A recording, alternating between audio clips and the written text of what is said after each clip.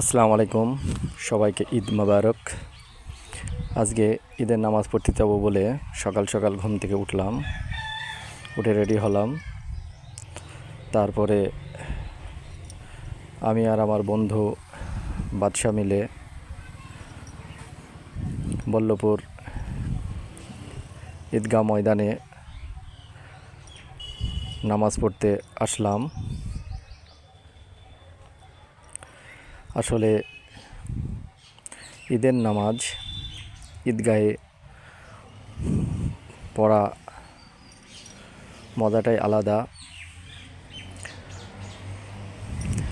মসজিদেও ঈদের নামাজ হয়, কিন্তু মসজিদে ছাড়া ঈদগাহে নামাজ পড়াটা একটু অন্যরকম লাগে। সকলের সাথে দেখা হয়,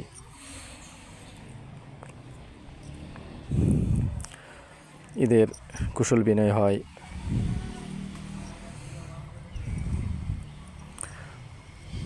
আমাদের ঈদগাহ মাঠে ঈদের জামাত শুরু হয় 7:30টায়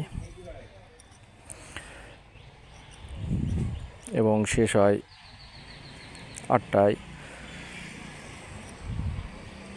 আসলে কি আর বলবো, ঈদের পরের দিন এক অনুভূতি আলাদা।